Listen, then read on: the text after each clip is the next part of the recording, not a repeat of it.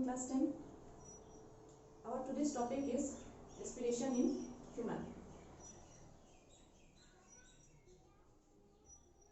Here you can see the representation of respiratory system in human. Human, which is the terrestrial organism, highest evolved terrestrial organism. So like all other terrestrial organisms, human also use the oxygen for atmosphere for respiration. Like in the previous class, we have read about the respiratory organs of other animals. For example, in aquatic organisms, the rate of breathing in aquatic organisms is much faster than the terrestrial organisms. It is because amount of dissolved oxygen is very less in compared to the amount of oxygen present in air. Therefore, rate of breathing in aquatic organisms, aquatic animals, is much faster than that of the terrestrial animals. Now, different terrestrial animals use different respiratory organs or organ system for the exchange of respiratory gases, that is oxygen and carbon dioxide. So, in the junior classes we have read about breathing in and breathing out. So, when we breathe in, we actually inhale the oxygen rich air, right? Therefore, breathing in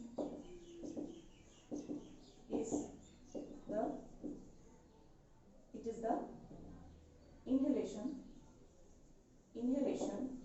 of oxygen rich air, right? It is the inhalation of O2 rich air, whereas breathing out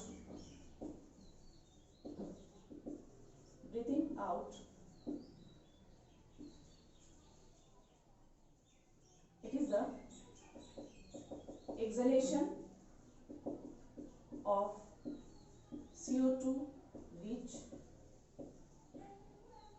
air, right?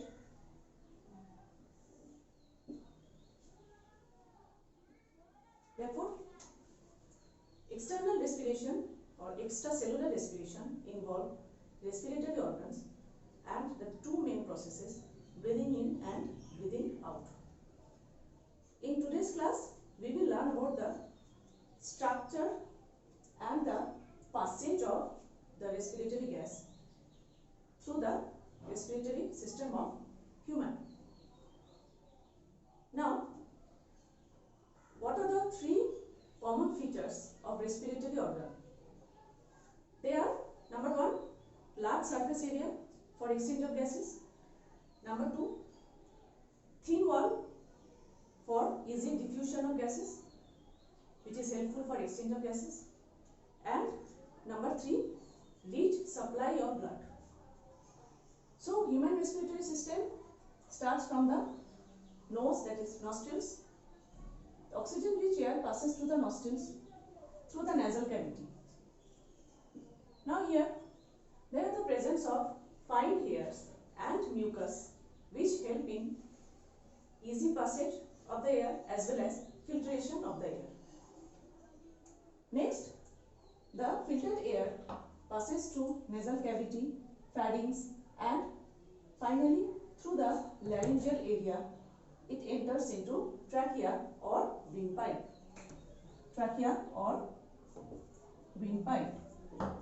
Now, trachea has cartilaginous rings which do not allow the collapsing of air passage. It protects the air passage from collapsing. The cartilaginous ring, C-shaped cartilaginous rings do not allow the air passage to get collapsed. Okay. Now, in the chest cavity or which is known as thoracic cavity, in the chest cavity or thoracic cavity, trachea or windpipe divides into two prominent branches known as the bronchus, right? Each bronchus, after entering into lungs, divides and redivides into finer divisions known as bronchioles. Therefore, the air passing through the nostril finally reaches to the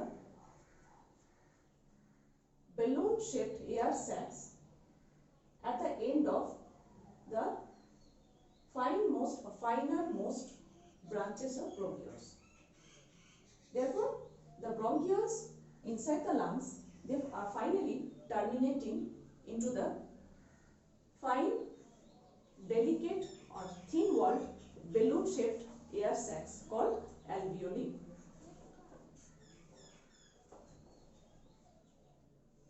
Because of this, air is sucked into the lungs.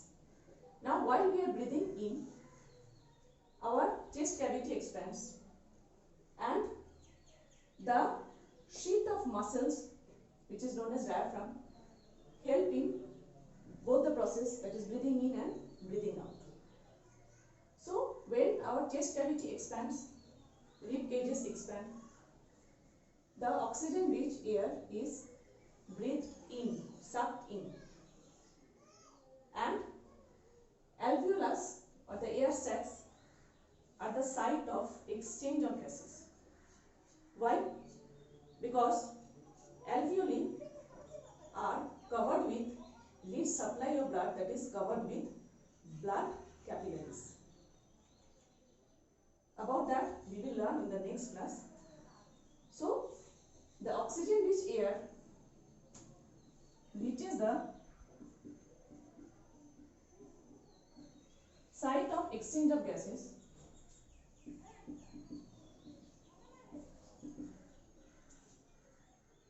where carbon dioxide rich air is brought through the blood into the blood vessels, that is the capillaries. Okay, so alveolus are the site of exchange of gases. How? Oxygen is absorbed into the blood from the cavity of alveolus and carbon dioxide is released into the alveolus from blood.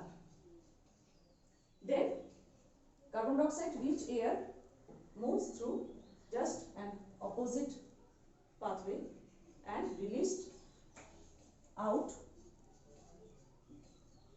and released out